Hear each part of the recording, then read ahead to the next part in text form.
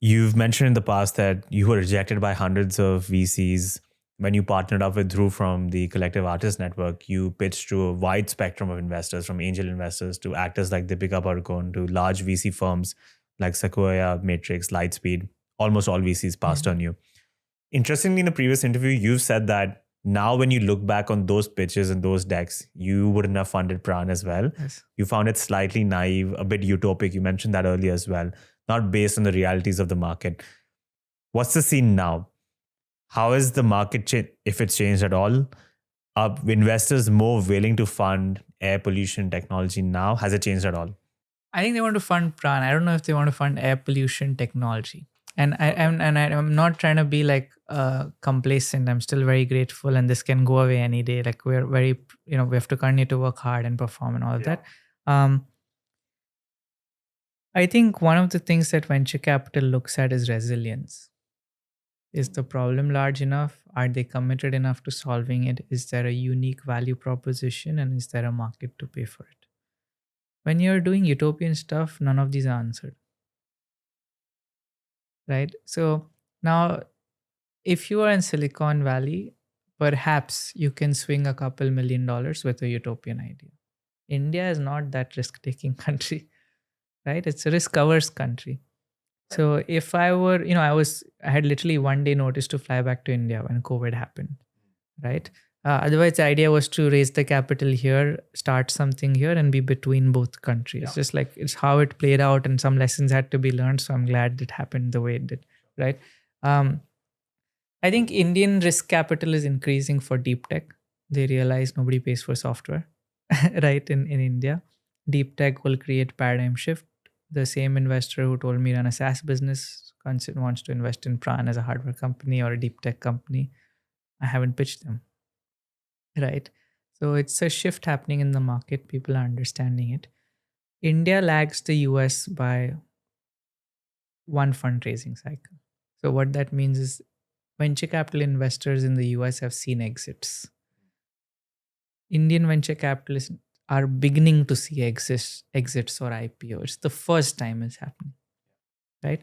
So when that happens, there's a trust that I can make money by taking ambitious bets. Suddenly you want to take bigger bets. If you've never had it like it was when I was beginning to fundraise, everyone's just trying to do things that they understand. Nobody wants to do crazy things. To do crazy things, you should have succeeded at doing a crazy thing. Right? So I don't blame them, but at the same time, because it's also the LP who gives the money to the fund, dictates the risk-taking ability of that fund. Right? So if the LP is that, hey, I want like extreme control and I don't want to take crazy risk, what is the VC going to do? At the end of the day, he's a fund manager, right? If it's a billionaire putting his own money, it's fine, right? He's like, this is the money I'm willing to write off. So it's just like once you go deeper, you understand that it's not the person who was being difficult to you. He has a certain fiduciary duty.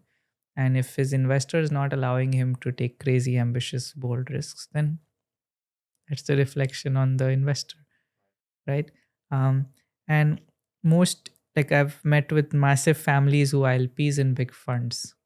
You meet them and you understand why the fund is the way it is. It's old school money. They've inherited it from previous generations. They have polluted the world the way they've polluted. So recently, they're a very nice family. By the way, the people I'm talking about, and they offered to invest in Praan, one of the largest industrial houses in India, right? They brought in their vice president of technology or whatever to evaluate Praan in our office. And the guy kept going on about like, hey, the world is going to pollute XYZ. I don't know if this is going to work, etc. Told him, you bought my product, right? 50 others bought the product, right? It's not zero. I have to get the 50 to 5,000.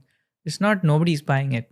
It's like it's always going to be a trail till you create enough FOMO and value proposition in the market where everyone needs it, right? So Praan will always take a multi-prong approach, is to go after the biggest names, which we do, get them to be passionate users and scale with them. That solves the revenue problem for venture capital and investors, right? Yeah.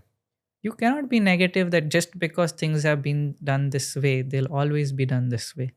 I was like, if you're going to come with this belief, please keep your money. I don't want to talk. Like, I don't want to be in business with you. But you have to try to build the future. You may or may not succeed, right? But at least you have to try to do the right thing and build the right tools and technology and business that allows it.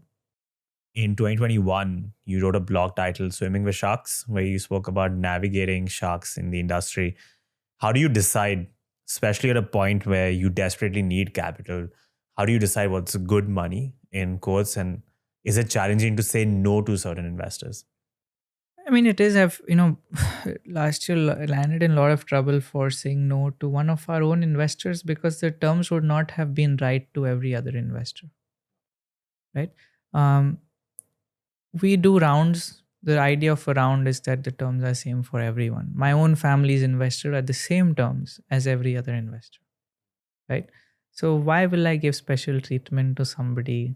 Everybody's important. Like, everybody has the same intent. They want to see us succeed. We have fiduciary duty to multiply everybody's money, not just one person's money, right?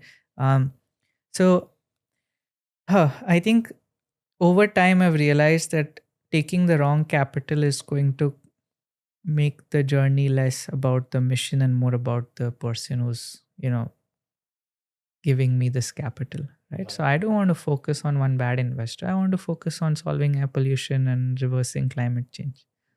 So if I'm not able to, there is no option of taking bad money. It's equivalent to that option doesn't exist. That money has never been offered. Right. So when you go to raise from the market, today when I'm raising a Series A, I'm talking to 10 people, not 100 people. I want money from one of these 10 people along with existing investors, because one of these 10 people will accelerate Praan. It's clean money, good money. They've built large, valuable businesses. That's all I care about.